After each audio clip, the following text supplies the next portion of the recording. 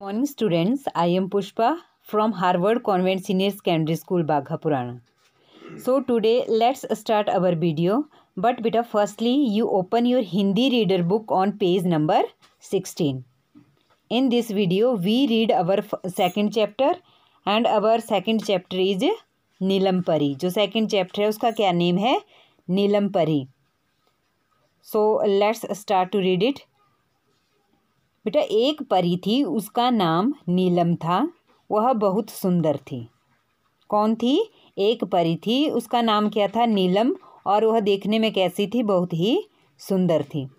उसके पास एक जादुई छड़ी थी और उस छड़ी से नीलम परी मनचाहा काम कर सकती थी. मनचाहा होता है जो मर्जी, जो उसका मन करता था वो काम उससे वो कर सकती थी. किसकी हेल्प से?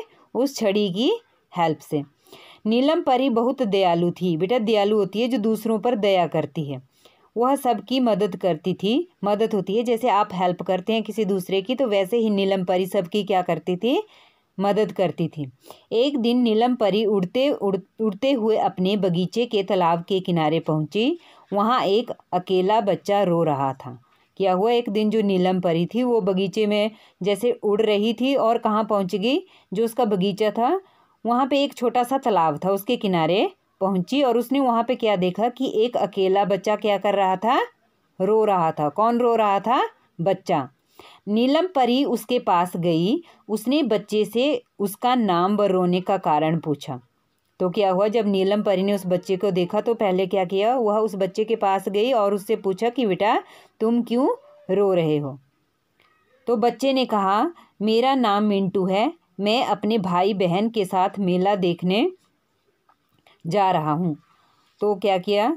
जो बच्चा था उसने बोला कि मेरा नाम क्या है? मिंटू, और मैं अपने भाई बहन के साथ मेला देखने जा रहा था. रास्ते में मुझे यह सुंदर बगीचा दिखा. जब वह मेले में जा रहा था क्या हुआ? रास्ते में उसको एक सुंदर बगीचा दिखाई दिया. बेटा बगीचा होता है बाग, जिसे हम गार्डन बोलते हैं. मैं अपने भाई बहन को बिना बताए इस बाग में आ गया और रास्ता भटक गया. भटकना होता है भूल जाना. क्या हुआ? मैं अपने भाई बहन को बिना बताए ही इस बगीचे में आ गया और मैं रास्ता भूल गया. मुझे अपने भाई बहन और मम्मी पापा के पास जाना है, पर मुझे अपने घर का रास्ता पता नहीं. यह कहकर वह और ज़ोर से रोने लग गया. तो उसने नीलम परी को बोला कि मुझे अपने भाई बहन और मम्मी पापा के पास जाना है, क्योंकि मुझे तो अपने घर का रास्ता भी पता नहीं है. क्योंकि वह बिना बताए उस बगीचे में चला गया था और क्या हुआ था? रास्ता भूल गया था. तो नीलम परी ने मिंटू के सिर पर हाथ फेरते हुए कहा कि मैं एक परी हूँ और यह बगीचा भी मेरा है. क्या किया उसने? नीलम परी ने प्यार से उसके सिर के ऊपर हाथ फेरा और बोली कि बेटा मैं एक परी हूँ और जिस बगीचे में तुम आए हो वह बगीचा भी मेरा ही है. पहले तुम कुछ खाना खा लो, फिर तुम्हारे भाई बहन को ढूंढेंगे और तुम्हारे घर भी चलेंगे. तो क्या बोला नीलम परी ने कि बेटा पहले तुम कुछ खा लो, फिर मैं तुम्हारे भाई बहन को क्या करूँगी? तुम्हारे घर तक पहुँचा दूँगी. मिंटू ने कई तरह के फल खाए. कुछ फल अपने भाई बहन के लिए भी ले लिए. फिर नीलम परी का हाथ पकड़कर आसमान में उड़ने लगा. तो क्या किया मिंटू ने? थोड़े से फल उसने वहाँ पे खा लिए और थोड़े से फल उसने क्या किया? अपने भाई बहन के लिए ले लिए. और फिर क्या किया? नीलम परी का हाथ पकड़कर वो दोनों आसमान में, आकाश में उड़ने लगे. कुछ देर उड़ने पर बगीचे के दूसरी ओर मिंटू के भाई बहन उदास बैठे हुए दिखाई दिए. उदास होता है बेटा सैड, दुखी. क्या किया? क्योंकि वो सोच रहे थे कि मिंटू कहीं पे खो गया है. ये सोचकर वो क्या कर रहे थे? दोनों उदास हो गए थे और बगीचे के दूसरी साइड बैठे हुए थे. वे दोनों वहीं उतर गए. वे दोनों कौन? नीलम परी और मिंटू. तो मिंटू ने अपने भाई बहन से मिलकर बहुत खुश हुआ. जब मिंटू अपने भाई बहन से मिला तो बहुत खुश हुआ. वे भूखे थे. मिंटू ने उन्हें कुछ फल खाने के लिए दिए और बिना बताए जाने के लिए माफ़ी मांगी. तो देखो मिंटू ने सबसे पहले क्या किया? अपनी जो उसने जो मिस्टेक की थी, जो बिना बताए वहाँ पे चला गया था, ठीक है, उसके लिए उसने माफ़ी मांगी और क्या किया? अपने भाई बहन को फल खाने के लिए दिए. उन दोनों ने उसे माफ़ कर दिया. फिर फल खाए. क्या किया? पहले उन्होंने जो उसके ब्रदर सिस्टर थे उन्होंने उसको माफ़ कर दिया कि चलो कोई बात नहीं। फिर जो फल उस मिंटू ने अपने ब्रदर सिस्टर को दिए थे वो दोनों उन्होंने खा लिए। ऐसे स्वादिष्ट फल वे पहली बार खा रहे थे। स्वादिष्ट होता है जो काफ़ी टेस्टी थे, ठीक है। तो जो टेस्टी फल थे वो पहली बार खा रहे थे। फिर नीलम परी ने अपनी छड़ी हवा में घुमाई, वहाँ पर एक उड़न खटोला आ गया। क्या हुआ?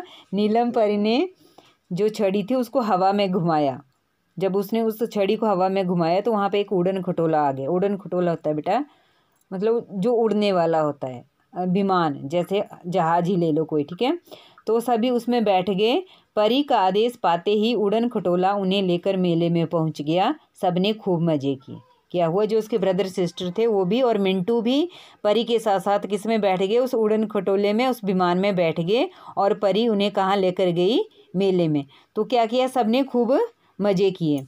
शाम होने लगी, अतः नीलम परी ने कहा, बच्चों अब घर पर चलना चाहिए। तो क्या हुआ? जब अंधेरा होने लग गया तो नीलम परी ने कहा कि बेटा चलो काफ़ी इंजॉय हो गया, अब हमें क्या करना चाहिए?